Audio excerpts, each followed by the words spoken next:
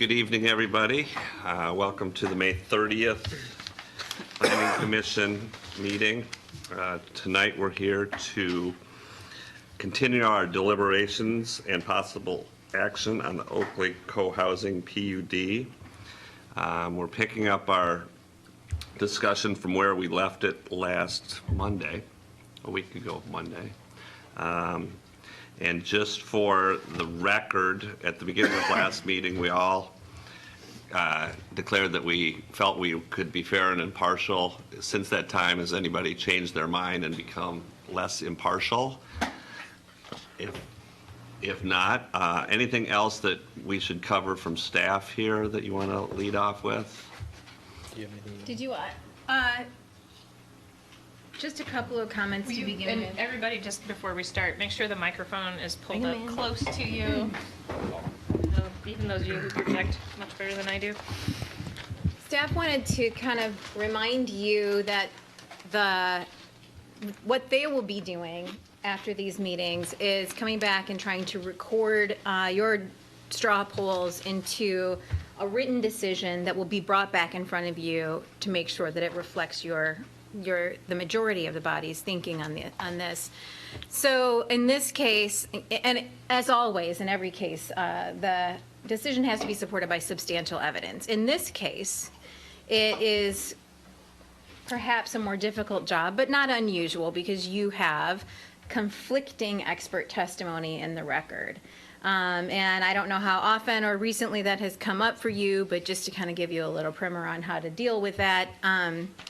You know, we're dealing with these issues about the safety and the specifics of Oakley Lane, and so you have two experts from the opponents, the Siberian study and the Nemarium study, and then the applicants' studies that are all from Access Engineering. Sometimes we call that the Weishar study. Based on your deliberations from last week, the Planning Commission appears to be finding that the applicant's expert has met the burden of proof with respect to those criteria that you've already talked about, even considering the opponent's expert's testimony.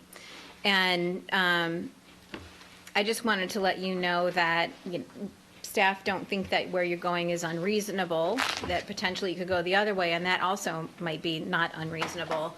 And LUBA is not going to independently weigh the same evidence. What LUBA does is they're not going to second guess you as long as it appears that what you have decided is something a reasonable person could decide. So what we ask of you, and what will assist LUBA, is to the extent you can explain your reasoning, what you're relying on, and how that can be interpreted as a reasonable decision to make. That is very helpful in terms of LUBA briefing, and it's helpful in terms of LUBA's decision making. And to the extent you also want to discuss the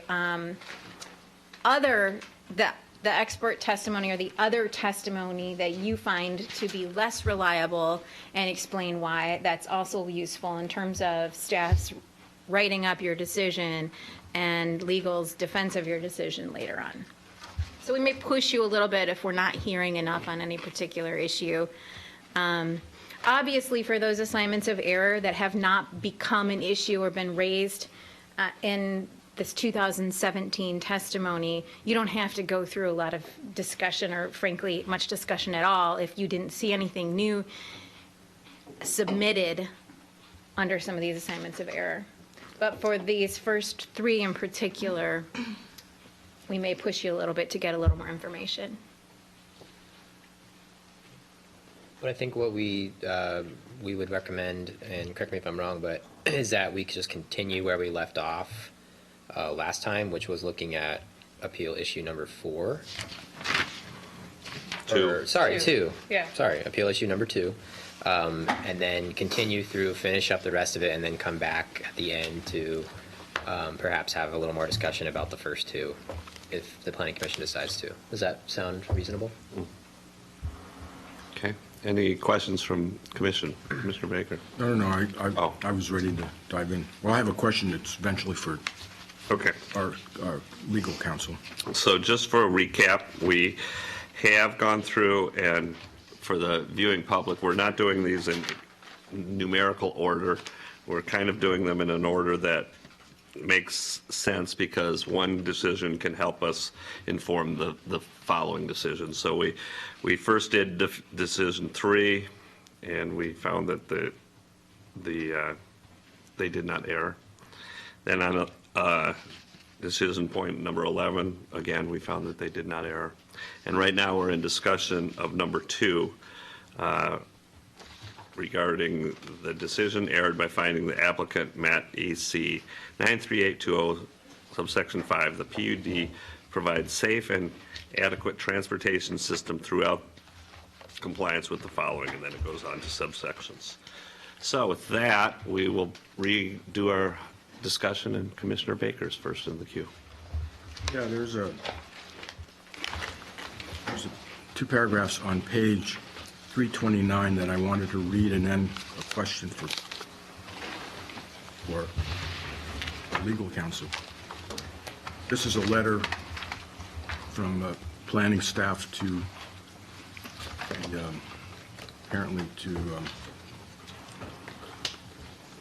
Public Works regarding this project. It says, "We expect that opponents will submit hundreds of pages of evidence saying why a 14-foot Quang Street overlay lane is not safe and how it does not meet city standards.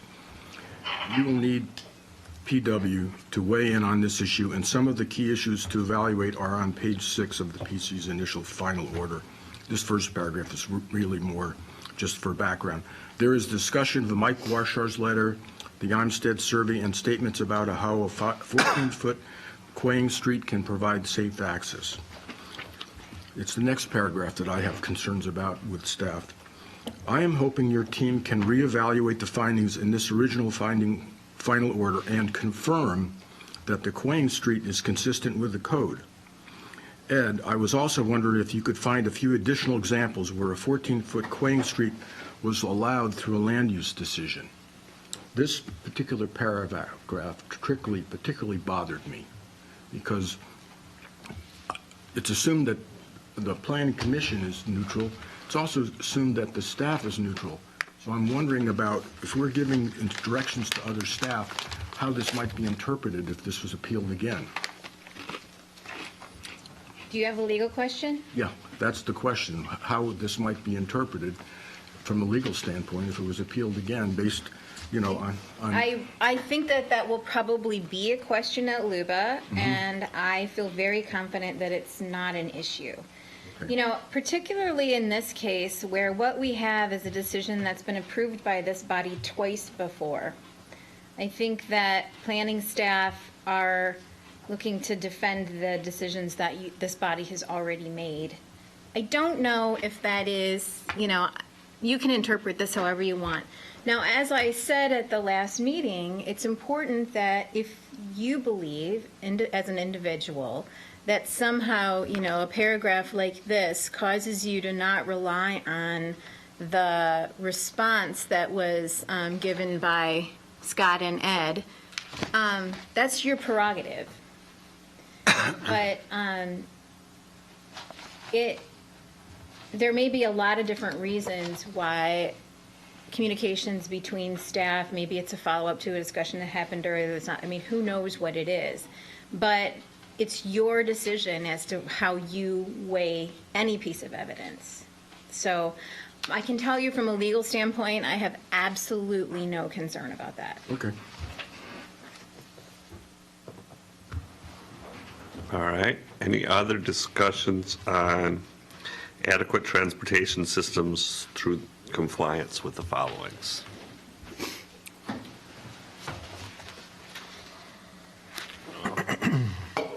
Yes, Commissioner Mills. I just would offer that in this particular part of the code, as I understand it, the term nearby comes into play, where before it was adjacent only. To me, that increases the strength of the argument and my position, which has been all along that the street is unsafe as it is and will become more unsafe.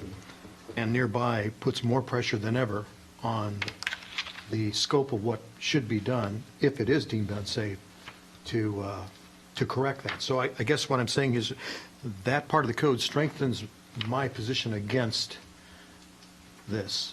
And not that I expect it to carry anyone else, but that's where I'm at.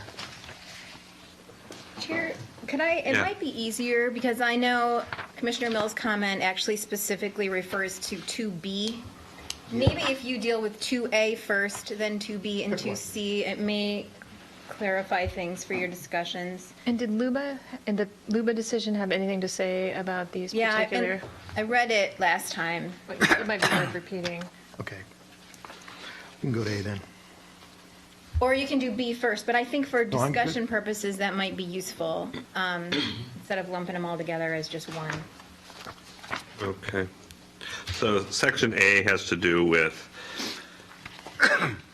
following criteria, EC 96800 through 9675, standards for streets, alleys, and other public right-of-ways, not subject to modifications set forth in 11 below. Commissioner Mills. I'll just go back and speak to A, which includes the graphic included in 9.6870, which includes, I believe, local streets, low-volume residential paving width 20 to 28 feet. Commissioner Nicolalo. For staff, I believe that these standards apply to new streets, correct? Unless otherwise dictated through a traffic impact analysis that might require mitigation. I think that's where what Luba said might be helpful on that one. She's asking whether or not the street needs to be upgraded only if and when the street is upgraded, where it needs to be paved to the full width. Essentially, does the criteria itself apply to existing streets or does it apply to new streets? Because I think for the purposes of our discussion, if the intent of the code is to apply to new streets, I'm not entirely sure that it's an assignment that would be appropriate for this issue because it is an existing street. So in Luba's decision, they, of course, go back to what the hearings officer said, which is Okay. where you are too. And I know that the Luba decision is a factor, but Yeah, I mean, what they said in 2016, so in their last go-around, the issue presented is whether 5A requires Oakley Lane between River Road and the subject property to meet the standards in 9.6800 through 6875, which specify standards for streets to be dedicated to the public as a condition of development approval. They quote it, in his decision, the hearings officer interpreted 9.83205A as not requiring an existing street to meet the standards in 9.6870 in order for the PUD to be approved. The hearings officer relied on the text of 9.83205A and the purpose of the referenced standards in 9.6800 and through 6870 to establish standards for the dedication, design, and location of public ways that are required as a condition of development. The hearings officer also relied on the language of EC 9.6805 that refers to the street dedication and design standards with reference to land to be dedicated by the public, to the public by the applicant. In its initial decision, the Planning Commission agreed with the hearings officer's interpretation of EC 9.83205A as not requiring existing streets to meet the standards in 9.6870 and adopted the hearings officer's findings. On remand, the Planning Commission adopted the same findings. On appeal, the opponents took issue with that again, and Luba's conclusion is that EC 9.83205A, when read in context with the provisions referenced in it, particularly 9.6805 and 9.6870, ensures that streets, alleys, and other public rights-of-way to be dedicated by the applicant, those are quoted, as a condition of development will meet minimum city standards prior to acceptance of them by the city. It does not require the entirety of Oakley Lane to meet the standards in 9.6870 in order for the PUD to be approved. And again, that just relates to 5A, so Part A. okay. And just to piggyback to that, in the hearings official decision, there were a couple of conditions that were applied to ensure compliance, at least from the hearings official's perspective, which included dedication along the northerly property, the northerly boundary of the development site, and a street deed, which is, okay, not really So they germane. had to do their 2/3 frontage improvements to meet requirements. They had to dedicate. And there was an irrevocable petition That's right. Okay. for future improvement. Thank you. So I think personally, based on my interpretation of the standard, which of course is not foolproof, but I think that in this case, it would apply to new streets, alleys, and other public ways. And then I would imagine the intent of it is to ensure that existing ones, at least along the frontage of the development, meets the required standards. And I think for me personally, the conditions of approval that have been let on the applicant, I think, ensure that. So I'm ready to make a motion, but of course, I think that there's still a lot of discussion that needs to take place. So that's kind of where I land on this. Commissioner Baker? I just wanted to say I agree with Commissioner Mills on a number of points regarding this application. And in this case, I was going to make the point that if the street was solely inside a PUD, even if it was an existing street, we would require them to bring the entire street up to grade. So again, the point is that in this case, it doesn't say nearby on this, I think, in this particular clause. But I know that in the past, there have been some applications where we have required certain developments do some street improvements to an existing, of an other street that leads to the development. In that case, they were a little more specialized streets. In this case, this is an existing street, so I'm a little torn on how to handle this one. But there could be cases where this would come up where I would definitely have a stronger feeling if this were the only, only thing on the street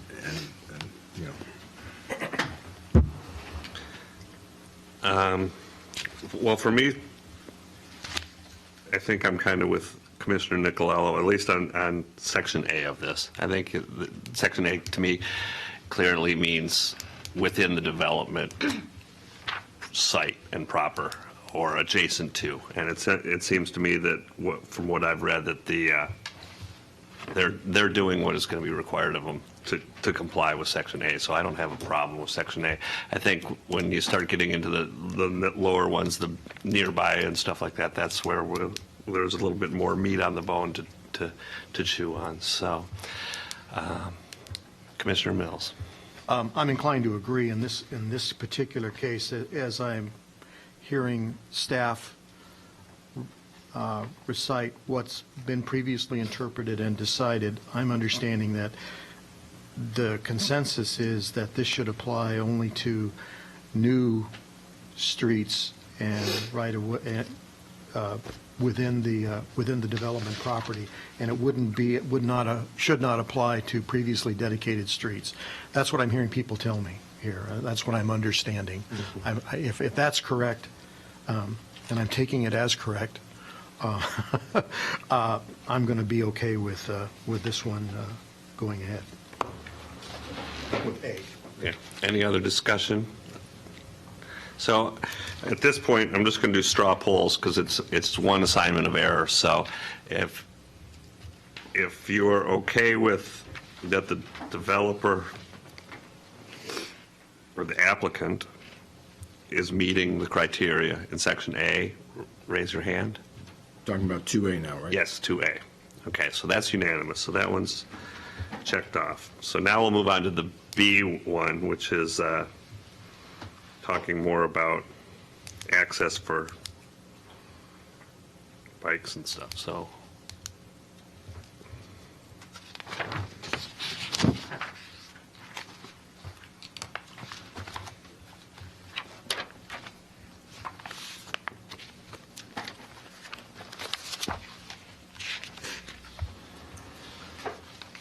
I'll go ahead.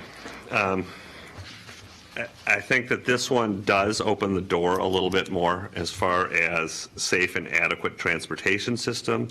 And for me, it's because of the wording,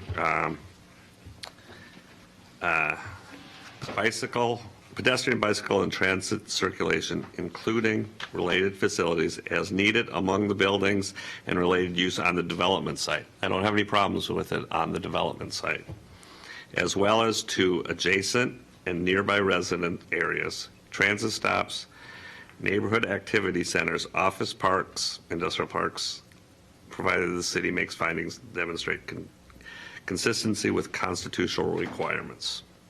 And it says nearby means within a quarter mile that can be reasonably expected to be used by pedestrians, and within 2 miles that can be used by bicycles. So I can see the argument that there is concerns with Oakley as being a safe route for bicycles and pedestrians. However, I don't know what the remedy would be. And I don't know if there are tools that we have available to us other than denying the application altogether on this. So I would like to hear more, obviously. Commissioner Neil Colello.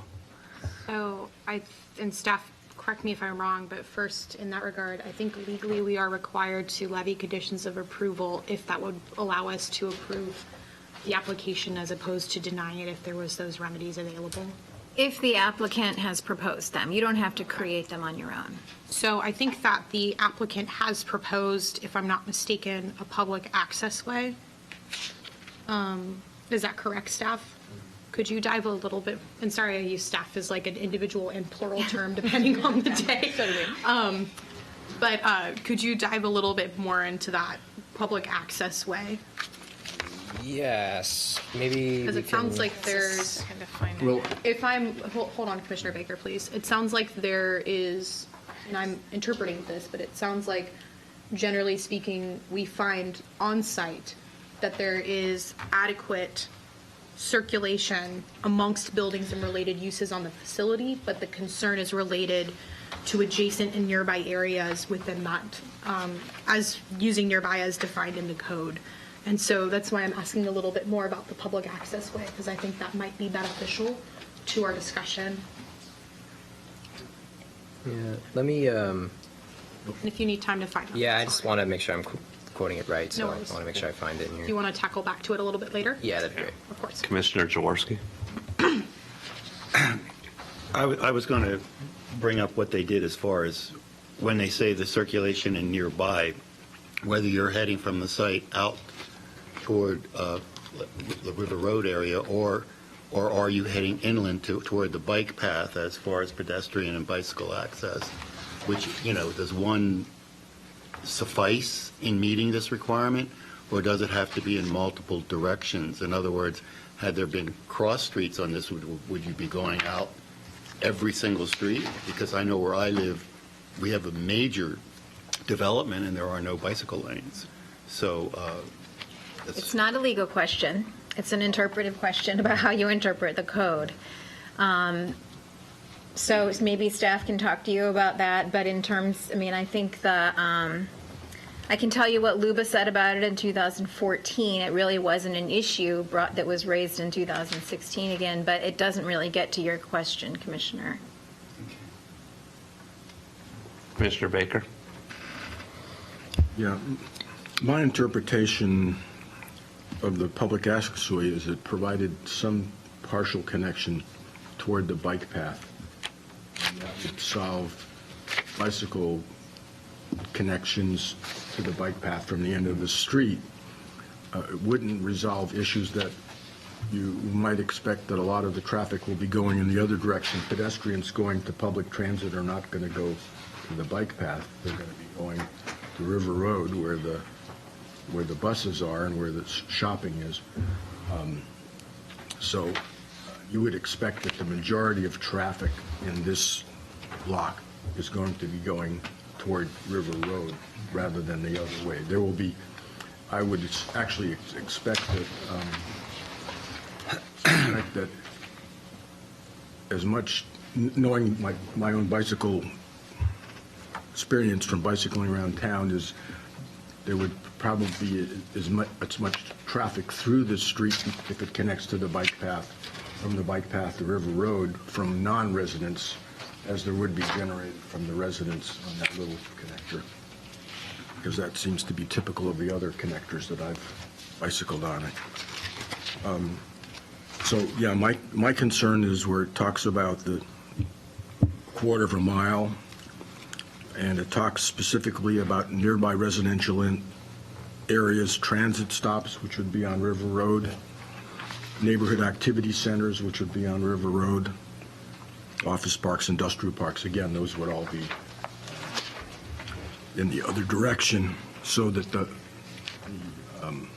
although this access path would provide some convenience, because again, I don't think it connects all the way to the bike path. It's a potential connection all the way to the bike path. But I think, again, this is talking more about traffic that would be going in the other direction. So that doesn't, to me, that doesn't resolve, my concerns.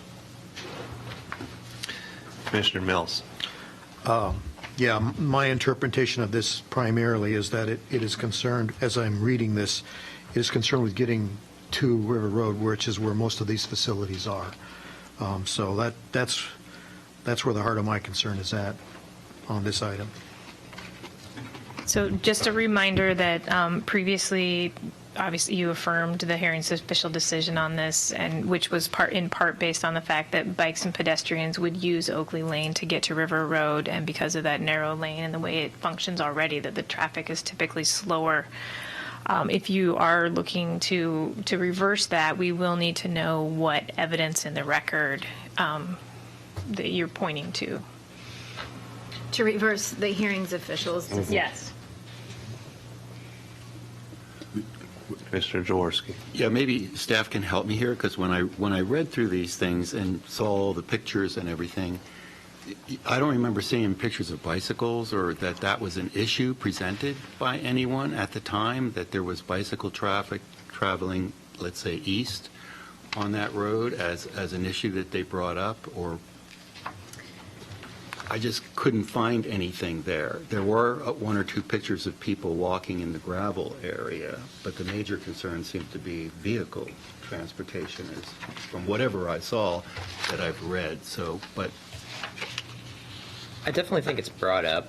it is brought up somewhere. It's at least brought up. Whether or not your point is articulated, I think that this standard is brought up in the record. I mean, so it's something you have to consider. It was also a specific issue during the first LUBA appeal, so it's certainly before you. How much evidence there is in the record for you to cite to and look at is another question, but it is definitely before you. It wasn't made a big issue during this 2017 open record. And I don't know, maybe that'd be a good place to start. Is there anything new that you want to talk about, and then maybe go back and see what you said before? Commissioner Nicolalo. I think that at the end of the day, there's a really critical part in here that discusses, so in the second part of it, when it's discussing nearby uses, provided the city makes findings to demonstrate consistency with constitutional requirements. And so whatever we ask of the applicant, it has to have some sort of rough proportionality to the impact they're going to have. So, of course, any new development is going to have impact. I think that with the condition they're proposing with the public access way, also doing an emergency turnaround and the like, I think that they are providing bicycle, pedestrian, and transit circulation. And I think that to get at the errors in regards to, I'm sorry, let me rewrite that. In order to get at the issues regarding the bike, ped, and transit circulation, we really just get back to the same issue of Oakley Road has not been improved to standards at this time. Yet in our vote most recently, we decided that the existing road, the way that it is for now is the way that it is, so long as the developer improves the frontage and front of the road. So I guess I see those two as very much linked.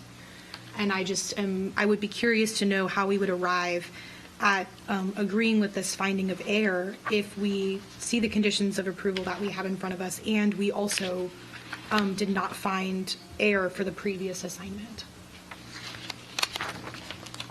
Commissioner Baker. Well, I consider 2A and 2B very different. 2A doesn't, because of the mitigating circumstances of EC 9.6875, it is an interpretation that it applies only to adjacency to the property itself, whereas this particular condition, the way it's spelled out here rather more clearly than I think when we've looked at it in the past, has this requirement for nearby, and it even defines it. Also, I do think we have some new information that was submitted in the record about this street that we didn't have before. First of all, there was clarification that 14 feet does not qualify as a Quaying street. You need to have 21 feet, you know, you need to have turnouts, and apparently there's some requirements for empty spaces nearby fire hydrants that are not being met. We see that there's no signage on this street regarding traffic. We also see that there are some other impediments that might very well be taken care of by nuisance requirements, but we see from the new testimony that pedestrians have to walk in the street as it is now. So that, you know, bicycles you expect to walk in the street, but pedestrians you don't always expect to walk in the street. So to me, the nearby requirement changes the perspective on B. And again, I think the whole point is the PUD code has lots of requirements because you want to make certain that a PUD makes sense at a location, given and that's what the requirements are there for. You know, if it was a normal application, certain building code requirements, and pretty much you know, you don't even have to go through the planning code. So there are additional requirements for a PUD that allows you to do some things differently, but it also adds other requirements that aren't there for a normal, if someone was building an, you know, a subdivision there of some kind. So, so that's my concern, is the requirements here for nearby to separate it significantly from A, and also that the majority of traffic is going to be going east. Okay. All right. Put myself in the queue.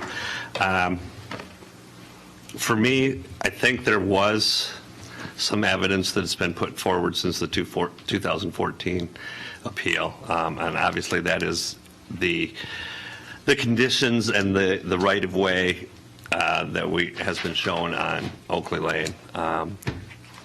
If I'm not mistaken, I think that there's part of the paved area that is not in the right-of-way, which means that part of the right-of-way is gravelled, which could be construed to say that, you know, you're going from paved. If you were to ride your bicycle in the right-of-way, you may have to go from paved to gravel. I'm not sure exactly, but I think that would be about, if we were to come down on this, that would be about the only straw that I could see in the record that would make me change my opinion on this. That being said, there's a lot of roads and streets in our community, both inside the city and in the Santa Clara River Road area, that are unimproved streets that are very similar to this one, that have developments going in on them. And to me, I think that a bicyclist, somebody who lives on that street right now, can walk or ride their bicycle safely to River Road. And I think that by adding these units, albeit there's going to be more trips and more traffic, I still feel that somebody can walk or ride their bicycle safely from that 1,000-foot.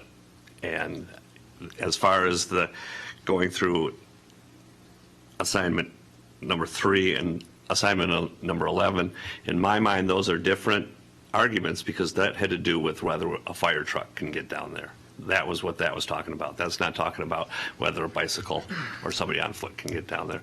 And so for me, I'm leaning to that it is safe to get down those. So that's where I'm at. Commit. Yeah. Yeah, I just wanted to back to Bree's question Oh, okay. Yeah. before I forget. There was a condition imposed by the hearings official that's up on the board up there. The second part where Alyssa has the pointer says, additionally, the revised site plan shall show the dedication of a 13-foot wide public access way along the northerly boundary, which extends from the east end of the right-of-way to the easterly property boundary. So there is a public access way, and I believe that the site plan shows that there will be a connection to the river from the site. So that's what, sorry, follow up. So when we hear the term public access way, that's this 24 feet of connection to the river path. I think you should make sure that you're accurate if you say it connects to an existing path.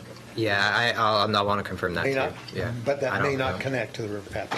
That's what we're talking about, is this 24-foot section Yes. on the northern, on the northerly boundary. We'll check the site plan just to be sure, because I don't Okay. want to answer incorrectly for that. I know it's important, so. And it says to the property's easternly boundary. So I think the easternly boundary is going to be next to where the Right. city's right-of-way Yeah, is. I believe that's correct, but we'll just confirm that. Okay. Commissioner Nicolau, did you have your hand up? I think Commissioner Mills actually has that. Oh, that's right, because we just read this thing. So yeah, you're up. Yeah. Okay, I guess I'll, Spotlight on you. I'm going to, I guess, restate the position I've had in the past about this, and that I've felt from the initial review that this is an unsafe situation. I feel that this, if you want to talk about new evidence, and that is the city council's renewed and increased edict for goals of 0 fatalities in the area for traffic. And I think that, that's a mindset that's different now than it was before. It should be different now than it was before for staff across the city. And as I've said before, I've detected a degree of qualification in almost all of the communications from staff saying, well, it's not part of the city, it's already there, there's, which to me implies there's nothing we can do. Okay, and I'm not buying that. And so with that, I've also had council inform me very clearly that I can't make a requirement of the city, and I understand that and accept that. But that puts me back to the applicant. And so to me, as I read, excuse me for my lack of number knowledge, 983205B, nearby means uses within a quarter of a mile, that takes us out to River Road, I believe. I mean, correct me if I'm wrong. So to me, the only correction here that I could live with is a 20-foot wide paved right-of-way between the development and River Road. That would satisfy this, as far as I'm concerned. Otherwise, I'm not satisfied. Commissioner Nicolau. I have to firmly disagree, though I do appreciate Commissioner Mills' thoughtfulness when it comes to this issue. I think that, speaking to both Commissioner Mills and Commissioner Baker's points, although they are well taken, I think that Commissioner Baker essentially named the street standards that do indeed apply to new streets, which essentially contradicts his former assertion that there is a difference in his mind between 2A and 2B. And by that logic, no development can then occur on streets that don't meet our city standards, which is how our land use code works. There has been no evidence presented that there has been a significant safety risk, and I think that really much of what has happened and taken place has been assertion based on the right-of-way. And I think that I also get back to this issue over the constitutional requirements and over finding rough proportionality. I think that it would be a very, very hard case for this commission to find that there is a nexus between a PUD that has 29 units and needing to dedicate right-of-way along an entire street. I think that that is a standard that folks would find to be quite inappropriate. And I think that based on the conditions of approval that are set in front of us, they have signed on for an irrevocable petition. They are dedicating their frontage, which is what you are required to do as a developer, is to mitigate your impact along your frontage and then beyond if necessary. But this is a PUD that hasn't even triggered enough trips to have a TIA.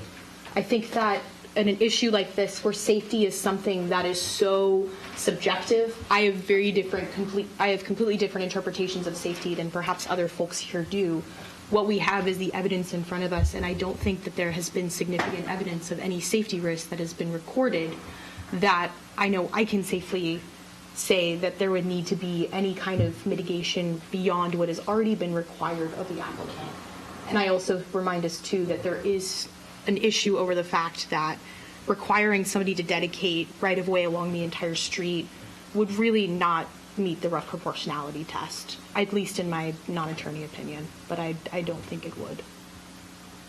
Commissioner Mills? Baker? Just to be clear, I'm not talking about a new dedication of right-of-way, simply the paving of the existing right-of-way is what I'm talking about. I believe there's a 20-foot right-of-way in existence now, and it's not paved. So I'm saying pave it. Commissioner Baker, then Jaworski. Yeah, I wanted to, again, come back and make the point, talk about extremes.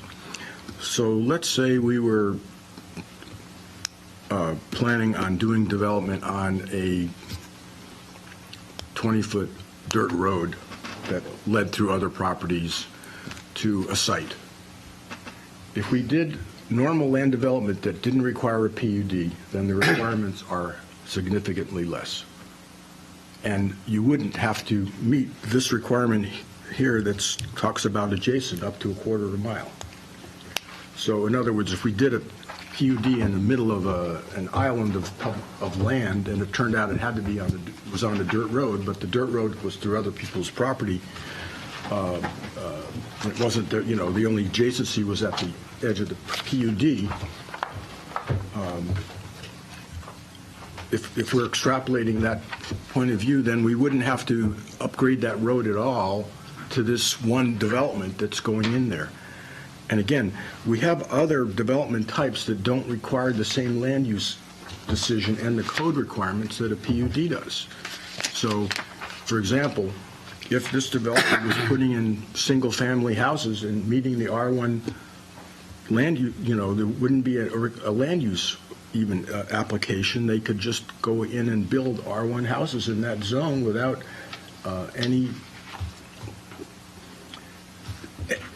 ever this particular PUD requirement coming into play.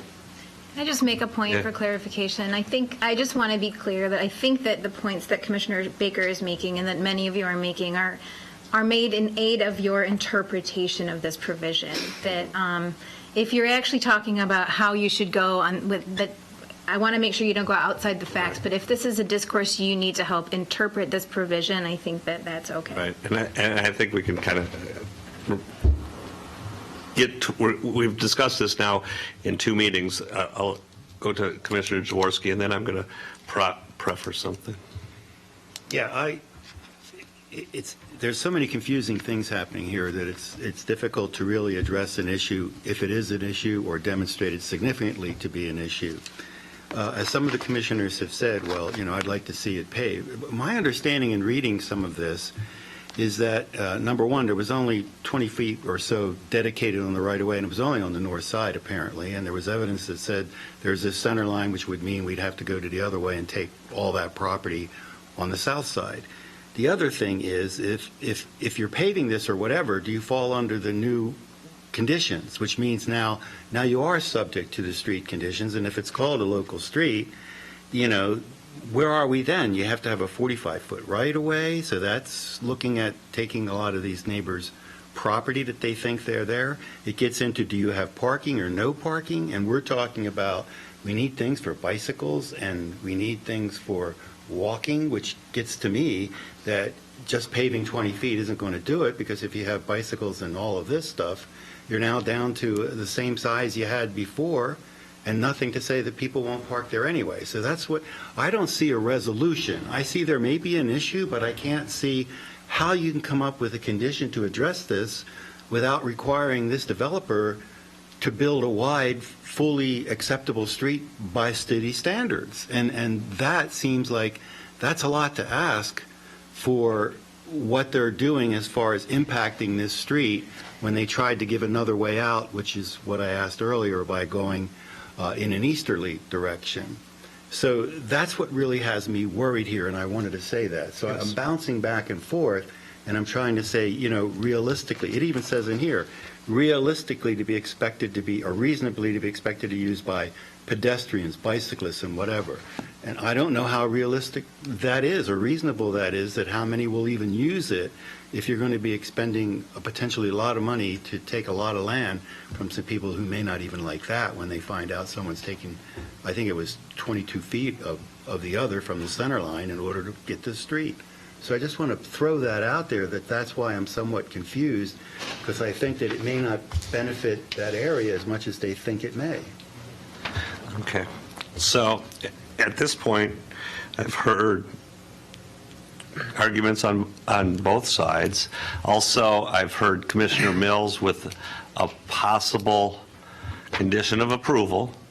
And I think we've ridden this horse long enough. I think we need to have some sort of a process to either affirm with a condition or deny on B. So I'm putting that out there to see if anybody wants to put that forward, and then we can. Make a motion, just so for the purposes of moving us forward.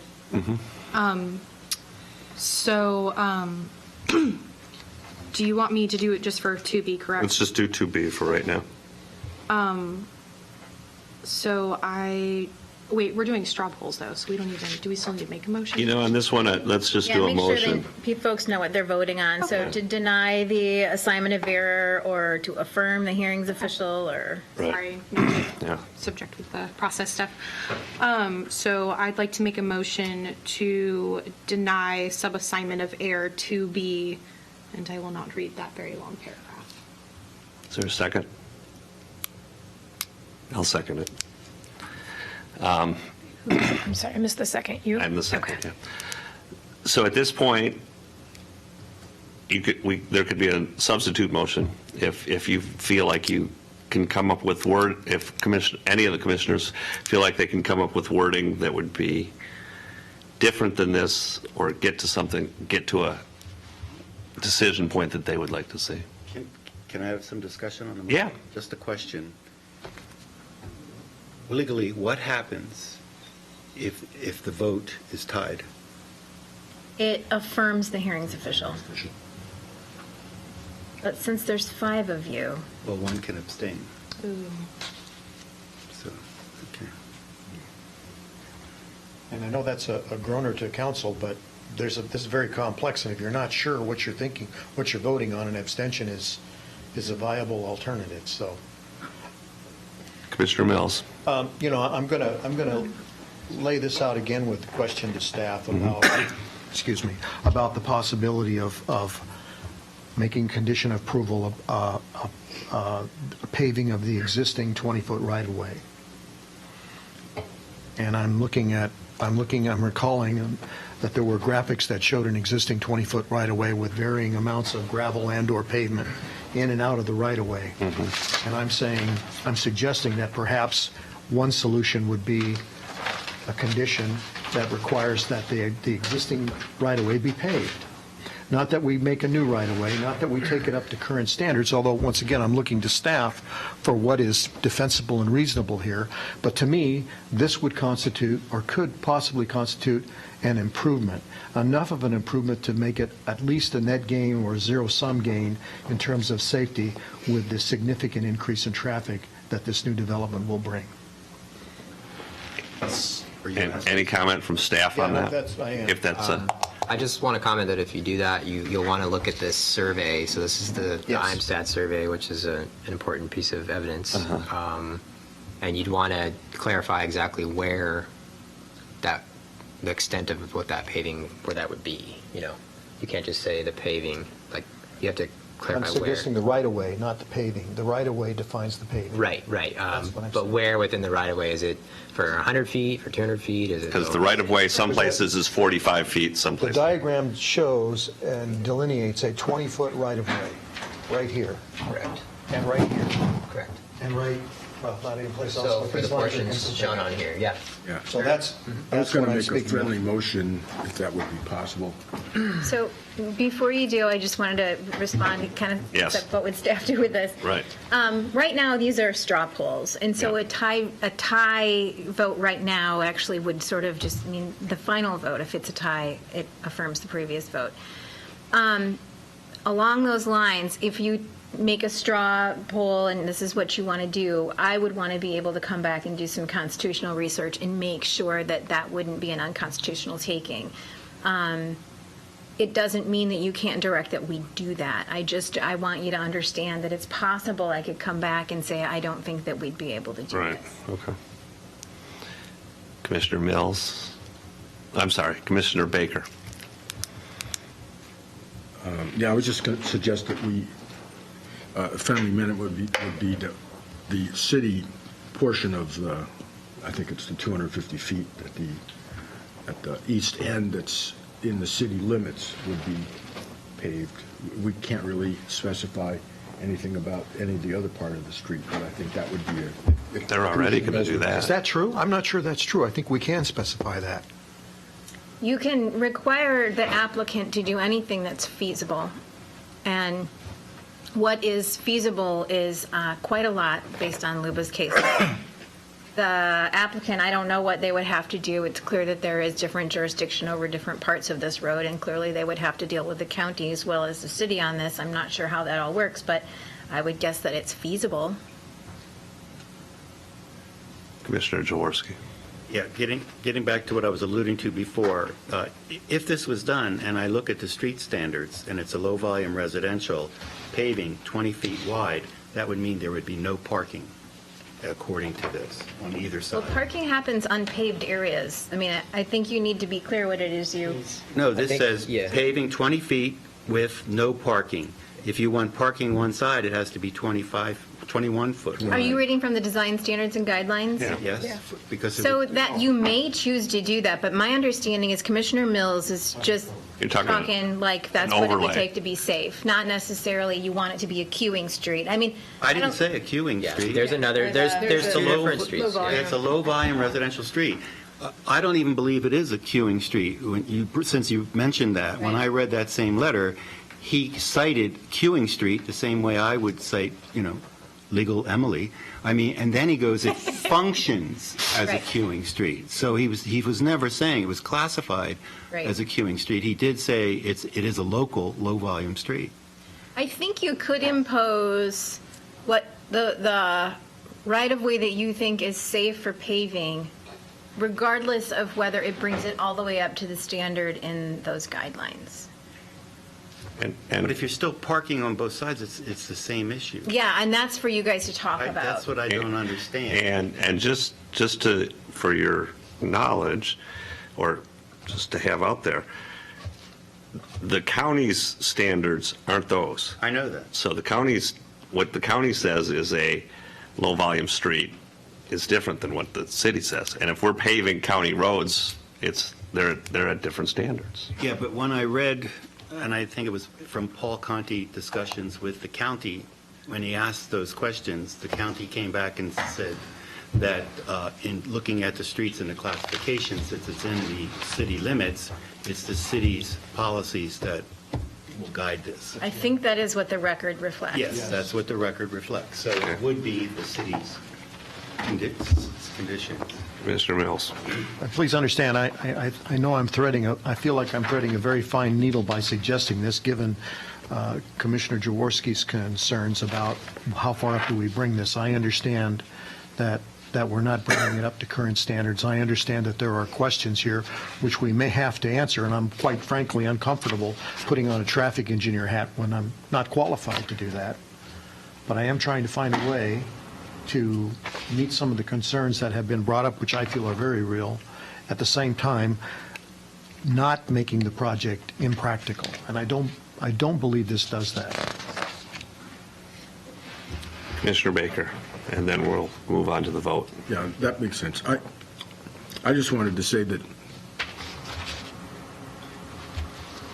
cars are parking on either side of the street now. Now it's gravel, okay, which is not ideal when you know, if it's wet and you're in the rain or it's in dark at night. So there is, I would consider if the street was paved, whether it was parked on either side or not, or opposites or whatever, the paving would be a significant improvement for pedestrians and bicycles moving up and down that street. Probably more so for, well, anyways, it would be a significant improvement just because of the nature of the difference between what we have now is a paved area, and then there's dirt, and sometimes there's gravel, and sometimes there's dirt.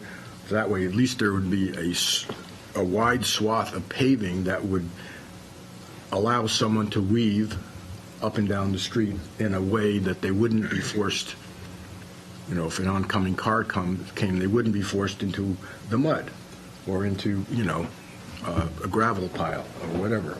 So I think it does make a difference between paving and non-paving in that street. Okay, so right now, the motion on the floor is to affirm the hearings official's decision. There's been no substitute motion proposed, so that's the motion we're going to vote on now, unless somebody wants to make a substitute motion. Seeing none, all those in favor that the hearings of upholding the hearings official's decision, please raise your hand. 2. Opposed? 3. Okay, so now we've found that the hearings official erred. Can I offer a revised motion? Yeah. And that'd be the same motion as put forth by Commissioner Nicolello, with the addition of a condition of paving of the right-of-way, the 20-foot right-of-way to River Road. And then I've got a question for Emily. Is that an appropriate motion? You didn't err, but we're adding a condition. Well, I mean, I'll tell you, we're in an informal stage right now. Yes. So what we need to be is clear in terms of a straw poll. And what I understand that you're proposing is to modify the hearings official's decision to impose a condition that I think it's basically what was imposed before, but changing the 14 to a 20. Is that accurate, Eric? Well, you'd have to specify where exactly Yeah, before it the was 20 only a feet. short section at the. So I'm looking at the final order, your previous final order, which was attached to the What page is that? Yes. at page 18. Is this is it page Go to page 41? 26 is the, I think, no, Page is that? hold on. I'm looking right here. Oh, yeah. It's 20. It's on page 26. It's the 26. third bullet item under added conditions of approval. That's not right. And I do think, Emily, you could substitute 14 to with 20. Yeah, because it doesn't specify. It doesn't specify where, just where it's not 14. So if you turn to page 18 of that same document, these are the findings, I think, under this criterion. Nope. No, that's the wrong one. So that condition, I think, Alyssa, was imposed under a different criterion before. Yes. Is that right? Okay. Correct. I can find it if you. That was probably on the safety one. It's on it is on the top of page 18 of the packet, page 7 of the previous final order. And it was under the third assignment of error or a different criteria. Right, so Right. technically, you've already agreed that that condition should be imposed for another criterion, the Right. sub-6. Right. And as I recall, that was because there was about 12 inches that wasn't 14 feet. Right. Right. But I believe that essentially it would just be taking that same condition prior to occupancy of any dwellings in the PUD, the applicant shall improve Oakley Lane to ensure a minimum of 20 feet of paving width in any areas where the paving width is currently less than 14 feet within the existing right-of-way. The applicant shall obtain any necessary permits for the required street improvements and shall provide documentation of compliance upon completion. So, So it'd be 20 in both things rather than 14. yeah, I think that's what would be the proposal, and I want to hear Commissioner Mills take a look at that. and Commissioner read it. Mills is Yeah, no, running that's as fast fine. as he can. to No, I catch know. up. We'll give you your time, but I don't want to go too fast. Right here, yeah. Commissioner Jaworski. Yeah, I think that would help address and clarify for me personally, item 2B, and I could vote in favor of that. So can we interpret And then that as a support- second before you keep talking? I didn't hear a motion. I'll second. He Yeah, he made a tried. motion. Tried to make a Yeah, motion. we're trying to get his motion all set up. Oh, okay, sorry. I can No, restate it. you're good. if- But I want to make sure that Commissioner what was Baker said- seconded it. Just so we move it on. Okay. And you're good with how it was discussed? I am good. I guess this is just a question of refinement. This bullet point on page 15 of the AIS, I'm sorry, page 26 of the AIS. Prior to occupancy of any dwellings in the PUD, the applicant shall improve Oakley Lane to ensure a minimum of 14 feet of paving width. This doesn't specify where the paving width is done. So in that sense, it gives him, the developer, more flexibility on where that Right. is at, rather than, as I stated it, being within the right-of-way. Well, it continues on. It says in any areas where the paving width is currently less than 14 feet. But within you're the right, it existing doesn't right-of-way. mean with 10 feet on each side of the center line. It Right. allows them to do it anywhere within the. But it does say paving width currently less than 14 feet within the existing right-of-way. So You can change that to I 20. guess this kind of does say he's going to have to stay within the right-of-way to provide the Right. 14 feet. If we make it 20, the right-of-way is 20 and a half feet or something like that. 20. So And that it's just says he's going to have to pave the right-of-way. That becomes a little simpler statement, I think. Simpler to say, maybe tougher to do, I understand that. Is but- there, okay, so basically, is there a problem with the way that this is written?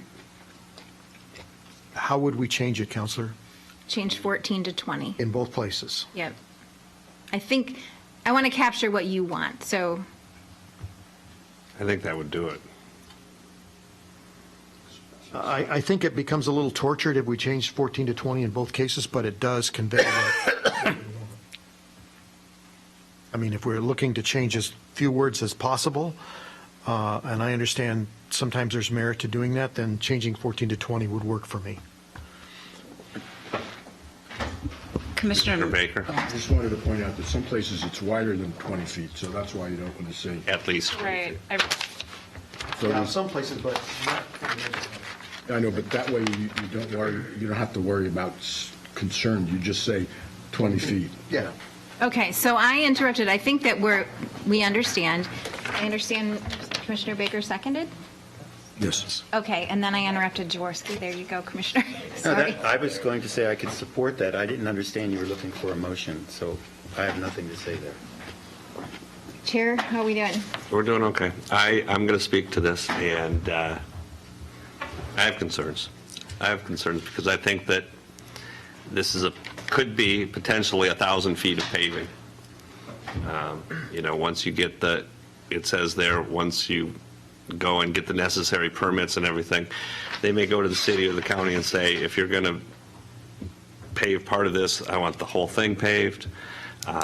So I don't, that lends to the adding a condition that is conditioned on something else, because this says getting the necessary permits. Didn't you say something about that in the past? Well, those are not discretionary permits, so Okay. they are what they are. Okay. And to require this of the developer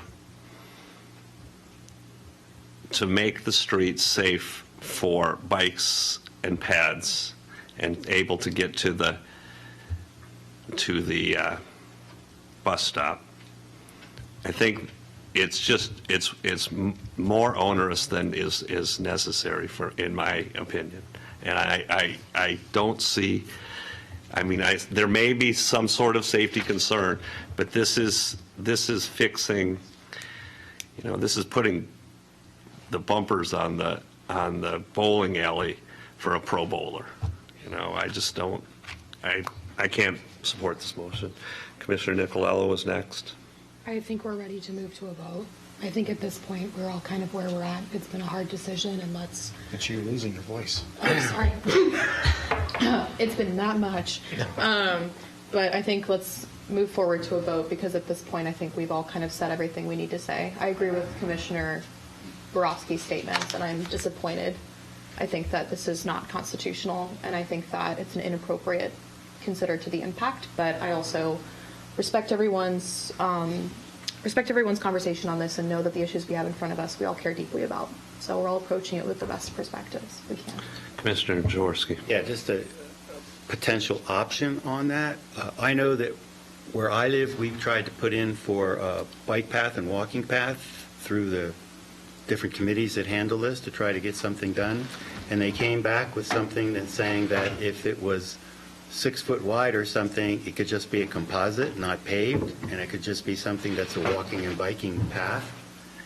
And if what you're saying about is cost, all I'm suggesting is if it's 20 feet, instead of saying paved, it could be 20 feet, and he sort of finishes that gravel area so that it's smooth or something, or whatever they were going to do when we requested a bike path that the city said is one of the alternatives. I'm just throwing that out there. Okay. Yeah, I would recommend that the planning commission, if it's going to be paved, we would normally just defer to what Public Works requires for that process. I don't know.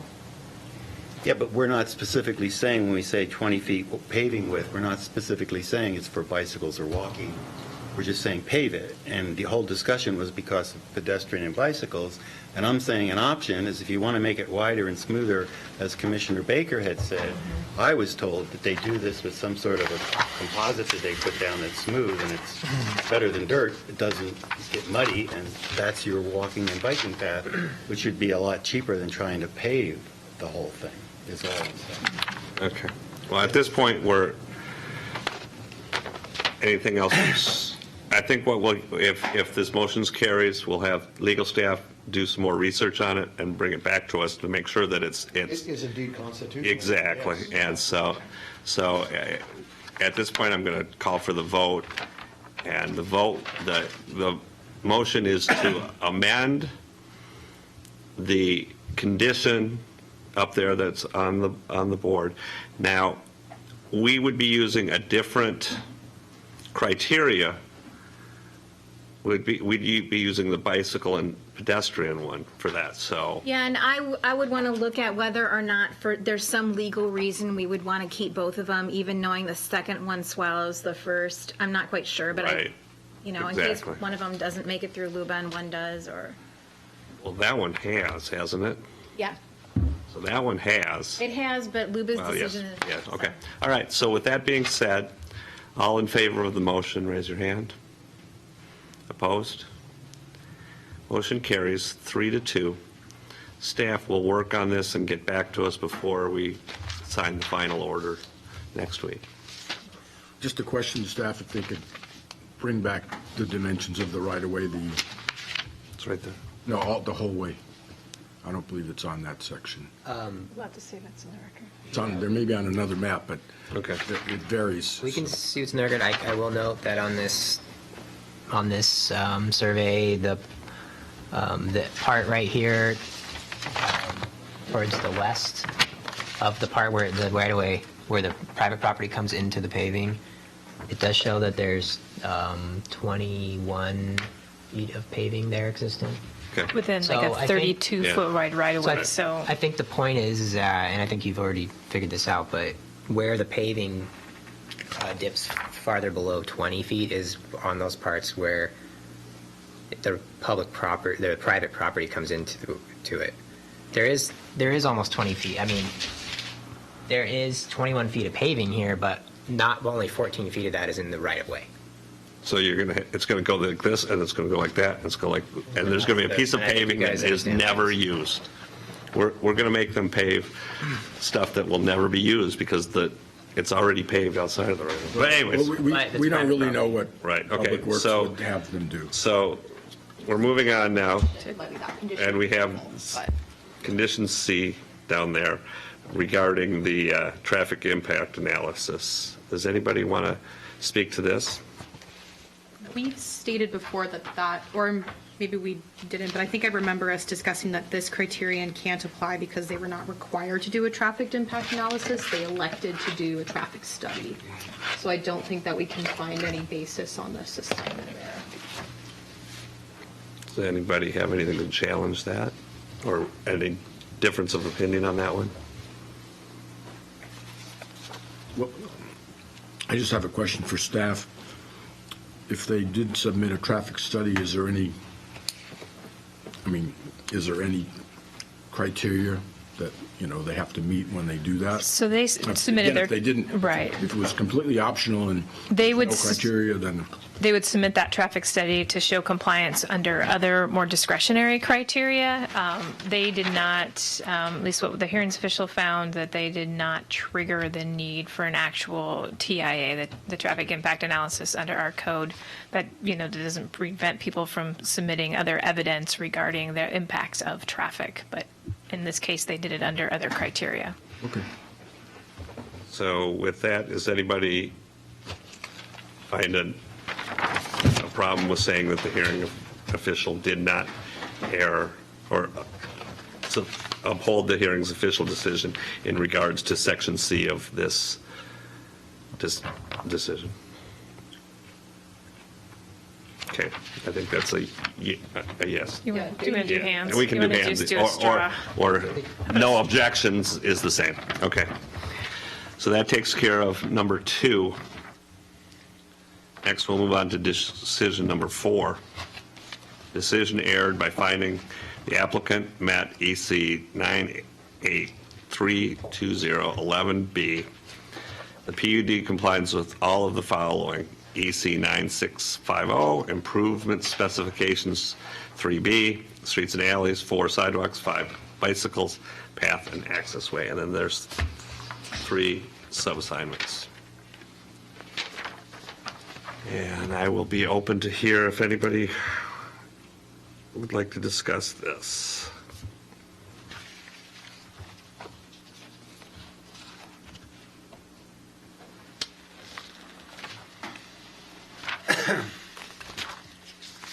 Commissioner Jaworski. I thought, I was of the impression that the last vote we just took, winding at 20, would address most of these issues here, because they talk about bicycles, pedestrians, and all of that. So, All right, and from this point on, these are all issues that were not specifically called out in the 2017 Right. testimony. So they were all things that the majority of the planning commission found to be met. With your added condition, I don't know that there'd be, you can talk about it, but I think you're right, probably with the added condition and the majority was already satisfied, probably most of these are going to be pretty quick for yeah, you. they're, right, that's all I was saying. Commissioner Mills.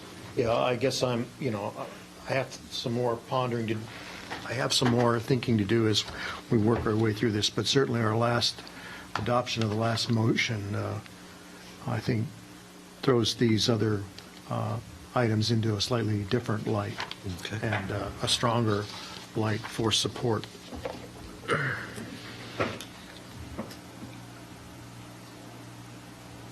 So Eric just corrected me that Paul Conte's testimony did actually bring this one up. Page 394 of the record.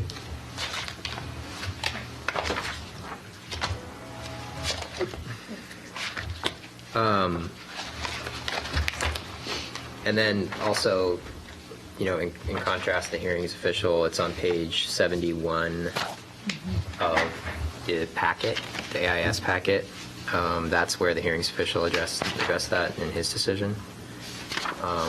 So those are kind of places to look. And I think the applicant may have also addressed that. I could maybe find that if that helps. Commissioner Nicolau. I think as Commissioner Jaworski said, we've pretty adequately addressed this issue. I think also too, looking at the code section in question for EC 9.6505 for streets and alleys, subsection 3A and B, that refers to streets and alleys in the development site and then paved streets and alleys adjacent to the development site to the width specified, which I believe we've addressed both of those concerns. I think other issues in regards to pedestrians, bicyclists, and then access ways, I believe we've addressed those as well. Or they've already been addressed. For example, we have the public access way requirement. We've addressed that through the Commission's recommendation for paving width, and then we've addressed pedestrian concerns as well. So I think I'm okay with affirming this. I'm okay with affirming the hearings official on this one based on our previous discussion, unless anybody has found anything new that would change their opinion based on this. Well, for me, I mean, you guys are saying that the decision that we made on the last motion addresses these. I'm totally the opposite. If you're saying that we can impose that we need to have 20 foot of paving along this right-of-way for it to be safe for bicycles and pedestrians, well, we should say that there should be sidewalks as well, because it's not safe for the commissioners were saying, well, the pedestrians are going to have to walk in the middle of the street. Well, okay, if we're saying that you're going to pave it, we're putting in condition that you need to pave it, well, we can say you have to put a sidewalk down too. And we can say that, you have to have a bike lane as well, because that's what we did up above. We put a condition on there to make it safer. Well, walking in the middle of a paved road, if it's newly paved, or walking in the middle of a paved road that's not paved, to me, isn't any safer. The only way that I got to safety on that was if you had to walk from paved to gravel. As of right now, you're walking down paved. And all we did was make this development even more costly for that developer. So if we're doing it for safety, let's do it for safety, and let's put a condition on there that there has to be sidewalks as well. And so I'm going to move that we do that, and so that the commission votes whether or not there should be sidewalks on this as a condition of approval. Commissioner. And I'll vote against it, but I'm going to put it out there. Commissioner, I appreciate the exercise that you're trying to go through. I agree deeply with you, and I think I've already made clear that I find this to be an unconstitutional. But I think, I just want to state, I think you're playing with fire on that one. And I agree with the logic that you're trying to put forward. I think that at the end of the day, safety is incredibly subjective, and the evidence has shown, based on the street, that there hasn't been significant safety risks. But I think that we're walking back into the same issue that we've been talking about for the last hour and a half today and hours last Monday. And I think that based on the condition of approval that was found in the last one, I just don't think that it would be prudent for the Planning Commission to find that this decision, that the hearings official erred. And I think that the condition of approval that you put forward, however well-intended the exercise is a dangerous one. Commissioner Mills. Yeah, I'm very sensitive to what the chair has said and understand the frustration. As I said before, I feel like I'm threading, or we're threading, a very fine needle here. We're trying to find a course through here to get this decision supported. And I think we can take the extreme case, as you describe. I'm trying to find a middle road here that improves things, that doesn't create a killer, bad word, killer requirement to the development, which I do not believe this does. So in that light, I feel like I would say on these that, yes, he did err, but now with the changes we've made to the paving width, that I could, that's the corrective action to me. We've made a corrective action. It's not the whole world, because the whole world would not be practical here, but I feel what we've done so far is. Do you want to make a motion? I'll make a motion. I'll make a motion to say that that we find the hearings official erred, and that that the correction is the inclusion of the 20-foot paving within the right-of-way. So Yes, you Councilor. can get a second on that, but what I'd like you to kind of try to. Yes. This criterion is the PUD complies with all the following: EC 9.6500 through EC 9.6505, public improvement standards. Specifically, the appeal relates to 65053B, streets and alleys, 4 sidewalks, and 5 bike paths and access ways. So if you're wanting to discuss an error in the hearings official's decision, if you could be more specific, or if you want to impose a condition, you could be more specific Okay. about what it requires, that would be. Would you be interested in seeing a copy of the code? I have it. Okay. Commissioner Mills still has the floor, and then Right. move on.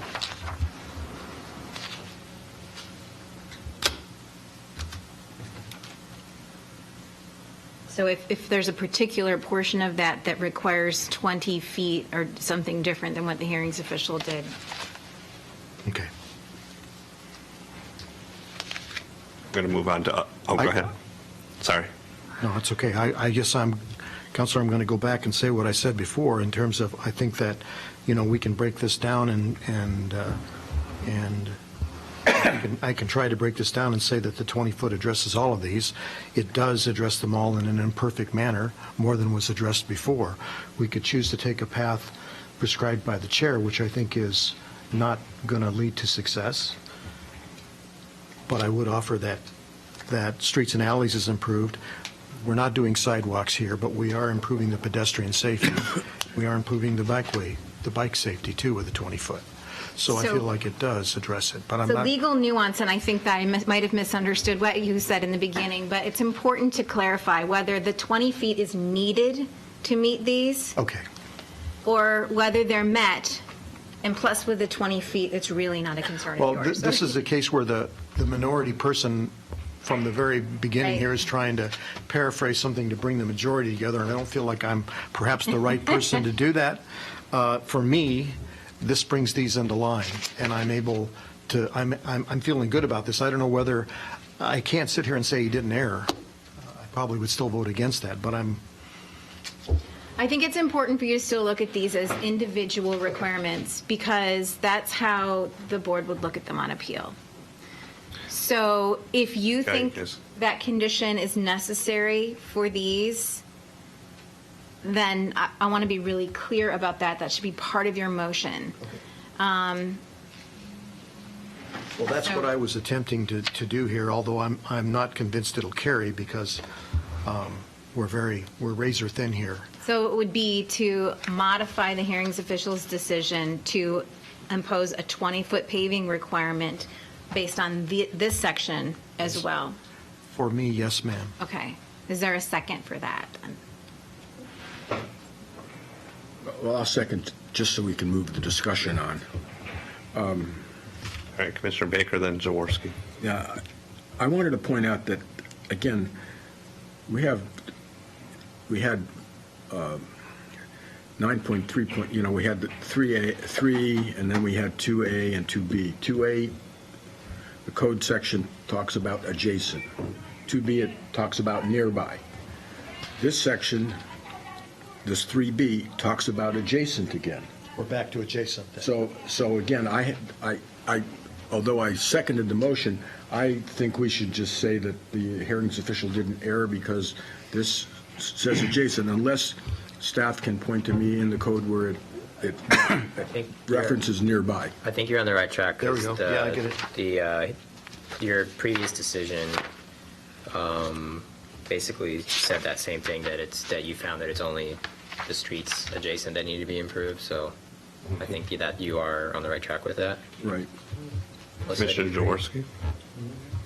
That's what I was going to bring up also and say I was going to vote against this because of that. So I'll withdraw my emotion. I always try to withdraw my emotion, but I'll withdraw my emotion here. Okay. Because I think I can agree with what Commissioner Baker just said. And is the second okay with that? Yes. See, okay.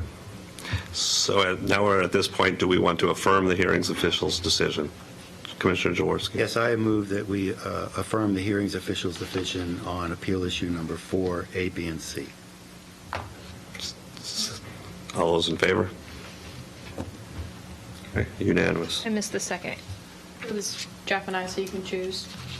I think you were before me.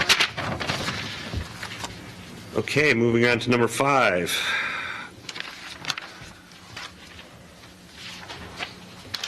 This has to do with the proposed development shall have minimal off-site impacts, including such as traffic, noise, stormwater runoff, and environmental quality. Anybody have anything they'd like to say on this one?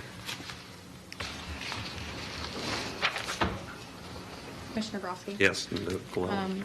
I'd like to make a motion that the hearings official did not err in regards to issue number 5. Second. Thanks. Discussion? Commissioner Jaworski? Is that 5, 1A and B, or just 5? I wanted to be clear. It's the fifth assignment of error, correct? Assignment. The whole. Yeah, so it's the fifth assignment of error. There are no subsections to it. It's on, Well, what is 1A and B? So they're just his, So, okay. Oh, I see what you're saying. yeah, oh, one is the first assignment of error. would it help if They're out of order. Yeah, Oh, I see, okay. Yeah, it's confusing. It is confusing. Yeah. It's, Different assignment of error. yeah. Ah, We'll okay. get to that one next. Okay. 5. Okay, so this has to do with traffic, Traffic noise. noise, runoff. stormwater, and Yeah. environmental quality. and And the motion is that to uphold the hearings official's decision. Seeing no more discussion, all those in favor? Opposed? None. 5-0. Now we go to 1. Metro decision erred by finding that the application met EC 9.8320 subsection 1. The PUD is consistent with applicable policies of the Metro Plan. So before, the PC found that the hearings official did not explicitly address these policies, but agreed with the applicant's reasoning that they were not mandatory approval criteria for the application.